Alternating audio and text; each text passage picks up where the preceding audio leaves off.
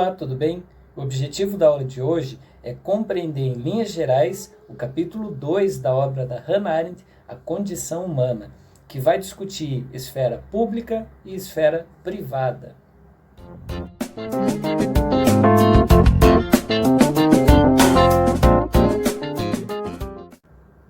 Bom, nesse segundo capítulo, a autora parte de um pressuposto. Esse pressuposto é o da condição humana. Eu começo por esse destaque a respeito da condição humana, porque há aqui uma diferença bastante grande em relação, por exemplo, à filosofia moderna, que discutia a natureza humana. Natureza humana se refere a uma essência, algo que pressupõe como se o ser humano tivesse uma origem que lhe fosse própria e pronta, e que a sua essência, portanto, se manifestaria de acordo com essa origem, algo que já fosse dado.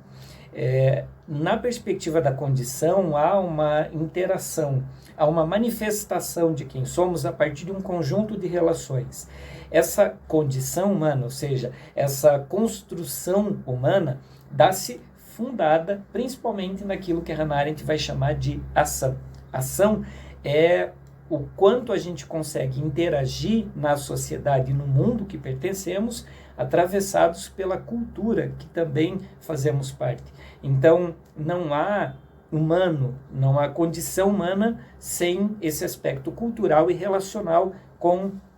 todo esse conjunto de valores e instituídos, em nosso cotidiano, de regras, de bases, enfim, de estruturas de certo e errado, do qual nos acostumamos e moldamos a nossa identidade. Nessa perspectiva da ação, a autora distingue duas estruturas, o labor e o trabalho. Essa situação do labor está diretamente ligado àquilo que seria um trabalho mecânico, instintivo, da manutenção da própria vida, ao passo que o trabalho remete àquilo que acontece no espaço público, aquilo que não está necessariamente conectado à sobrevivência, mas está conectado à construção de si. Isso tem a ver com uma perspectiva antiga do trabalho. Vale lembrar que para os gregos antigos, trabalhar aqui, a gente está se valendo de uma expressão anacrônica, mas trabalhar na perspectiva aqui apresentada pela Hannah Arendt, não é produzir alimento, não está ligado ao âmbito da produção, mas está ligado à interação pública. Então, por exemplo, o trabalho político é um trabalho exclusivo dos cidadãos no âmbito público, ao passo que a sobrevivência e o labor é aquilo que lhe resta no âmbito privado. A característica do labor, porque é algo mais instintivo, é a situação diretamente da força, da autoridade, do não discurso, da praxis, então, daquela atitude que está relacionada, por exemplo, o que acontecia dentro dos lares, numa estrutura patriarcal em que a autoridade e a desigualdade era a marca, uma vez que a garantia do lar era da sobrevivência e da manutenção da espécie. O trabalho, por outro lado, que era exclusivo do âmbito público, ele não estava necessariamente preocupado com a manutenção da espécie ou com a preservação da espécie, uma vez que isso era preocupação do âmbito privado, e no âmbito público, a situação era de um trabalho coletivo de construção da liberdade e de administração dos diferentes interesses. A política nasce exatamente dessa condição. A Hannah Arendt é uma autora extremamente aqui próxima da filosofia de Aristóteles, inclusive a qual há bastantes trechos do texto ela se remete, falando sobre o zoon politikon, mostrando que se de um lado somos animais políticos, e o que essa expressão política quer dizer, exatamente nessa condição associada ao trabalho, associada ao que se entendia naturalmente por trabalho, na Grécia Antiga, ou seja, as interações públicas, há também um complemento, inclusive na filosofia do próprio Aristóteles, em dizer que somos zoon politikons, mas também somos animais dotados de palavra, quer dizer, essa política se dá efetivamente mediante o discurso, diferentemente da autoridade, da desigualdade, da força, que é característica do âmbito privado. O âmbito público se dá entre iguais, livres, dotados de palavra, aquilo que a Hannah Arendt vai caracterizar como lexis. Então, essa lexis, ou esse discurso, é o instrumento do trabalho, que, de um lado, garante a estrutura social de diferentes interesses sendo gerenciados e equilibrados, e também é uma instituição que configura as identidades ou a condição humana. Então, é como se tivéssemos elementos que nos constituíssem, e o discurso, a política e o trabalho, inevitavelmente também fazem parte de toda essa instituição da nossa condição. Inclusive, a Hannah Arendt diferencia a nossa condição política, mediada pelo discurso, de, por exemplo, a constituição de comportamento de outras espécies animais que são coletivas, que são associativas, porque se há outras espécies que também se associam e também têm uma espécie de vida coletiva, o nosso grande diferencial é que o nosso aspecto político vai contra, inclusive, esse impulso natural de associação, porque a gente acolhe o conflito, a gente não quer resolver o conflito no sentido, e isso no âmbito político, claro, e de um trabalho antigos, né, de uma Grécia antiga, a gente não quer resolver no sentido de calar os diferentes, mas a política vai exatamente na contramão desse desejo, porque ela acolhe esses diferentes e gerencia essa diferença, e é justamente a partir desse gerenciamento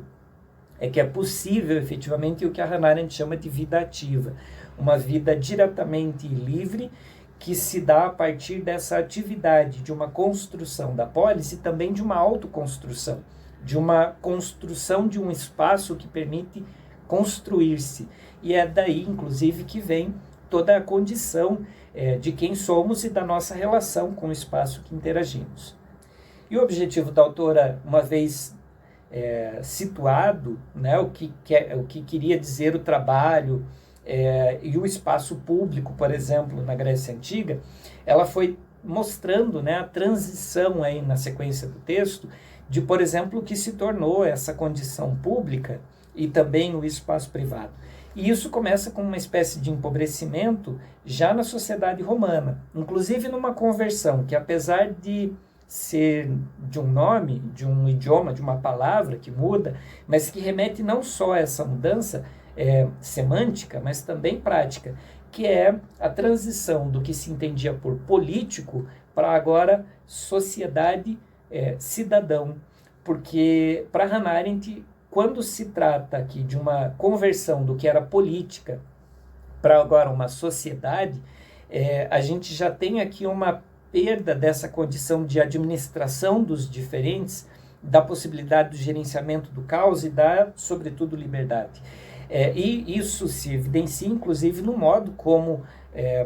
posteriormente, o governo romano a República Romana passa a se instituir, né? Então, se a gente tem, e aqui faço o ponto, inclusive, ao pensamento de Nicolau Maquiavel, um período da República Romana que tem muito sucesso, inclusive o que levou Maquiavel na análise dos discursos das primeiras décadas do governo de Tito Livio, né, nessa obra, a dizer que a República Romana, por exemplo, chegou na sua perfeição, porque aqui a gente tem uma proximidade da Hannah Arendt a essa concepção política de Maquiavel, de uma política que administra o caos, né? E para Maquiavel, essa perfeição da República Romana se dá justamente por conta de conseguir lidar e acolher esse caos. Depois isso se perdeu no Império Romano, né? Então, dentro dessa condição daquilo que se perdeu, para Hannah Arendt há aqui também uma disfunção desse espaço público e dessa própria liberdade. Isso gradativamente passou a trazer uma espécie de apatia no espaço que estava diretamente, o público, relacionado a uma vida ativa. E essa apatia tem a ver com uma condição que também interfere na própria condição humana. Porque não interagir num espaço que é igualmente criador da minha subjetividade, por exemplo, vai infringir diretamente na possibilidade do que a minha subjetividade vai se tornar. Se o espaço público, que é o espaço da administração do caos, ele era um espaço da política, a gente tem que a política é o espaço da pluralidade do pensamento, é um espaço da reflexão, é um espaço em que há o pensamento e é um espaço privilegiado para isso. Já no Império Romano a gente começa a perder isso, e é claro que isso na modernidade vai cada vez se acentuando mais. Então a Hannah Arendt passa por Jean-Jacques Rousseau como aquele que vai ser um grande entusiasta e também teorista do espaço privado, privilegiando o espaço privado e descaracterizando cada vez mais o espaço público. E claro que na modernidade, né, depois do pensamento de Rousseau, isso vai se coroar a partir das novas relações de produção, em que o espaço público perde a característica de ser um lugar de pensamento, de reflexão. O espaço público, na verdade, que antes estava relacionado a um tipo de trabalho, e vale lembrar aqui que quando a gente fala de trabalho, a gente está pensando nessa reflexão pública, coletiva, né? Na modernidade se perde essa perspectiva de trabalho e a gente tem uma confusão entre público e privado, porque o espaço público vai se tornar o espaço do labor, ou seja, o espaço público vai assumir aquilo que era exclusivo do âmbito dos lares, da sobrevivência. Então, a gente agora vai ter o trabalho não como um espaço de reflexão. O âmbito público não é mais o espaço para a gente pensar e administrar as diferentes formas de pensamento. O âmbito público é o âmbito da sobrevivência, é o âmbito em que a gente vai lutar para se manter vivos. E isso, claro, que vai trazer uma consequência bastante séria e tese central dessa discussão da autora. Então, para Hannah Arendt, como no espaço público a gente perdeu a possibilidade de pensar e o pensamento se restringiu aos âmbitos privados, pessoais, quase que dentro dos lares, como antes era o espaço para sobrevivência, a gente tem também agora a impossibilidade de grandes reflexões, de reflexões mais profundas, e isso vai trazer uma espécie de uma hegemonia de pensamento, ou pelo menos um monopólio de um discurso. E isso vai, sobretudo, permitir, na modernidade, extremismos, como, por exemplo, totalitarismos, né? Regimes totalitários. Porque, como a gente perde a possibilidade de um pensamento coletivo, a gente passa a ter discursos únicos. E esses discursos únicos, ou se não binários, passam a ser extremamente perigosos para uma vida democrática e, sobretudo, para uma vida livre. E é por isso que na análise da Hannah Arendt, as minorias e os apátridas, por exemplo, são excluídos da possibilidade do espaço público, primeiro porque o espaço público perdeu efetivamente a sua característica e depois porque lhes foram negados os direitos de ter direitos. Então, esse afastamento para Hannah Arendt e essa exclusão de uma parcela considerável da população não se deu, por exemplo, em decorrência de um acidente ou da falta de civilidade. Pelo contrário, é produto de toda essa construção ocidental que permitiu a identificação e a condição humana de uma dissolução do espaço, de uma diluição do espaço público, em que já não há mais, então, uma convergência de diferentes pensamentos, mas ainda, como eu disse, para uma unicidade de pensamento, para uma falta de reflexão plural, e é justamente essa falta de reflexão plural que fez com que legitimasse, na verdade, que discursos totalitários e excludentes fossem possíveis, por exemplo, né, em plena sociedade moderna. Então, para Hannah Arendt, o fato de haver uma desigualdade no espaço público é mais ou menos uma projeção daquilo que havia no espaço privado, o espaço da força, da violência e da falta necessariamente da razão, porque ali era o espaço da sobrevivência, agora projetados no âmbito público, em que é no espaço público que o trabalho se reduziu à sobrevivência, ao labor, e a reflexão deu espaço para a violência. E é justamente por isso, do não discurso e da não reflexão, é que a gente presenciou na modernidade eventos como as guerras mundiais e também o nazismo, para não falar de movimentos e de situações bastante extremistas, aí, totalitaristas, como o caso de um comunismo e de um nazismo.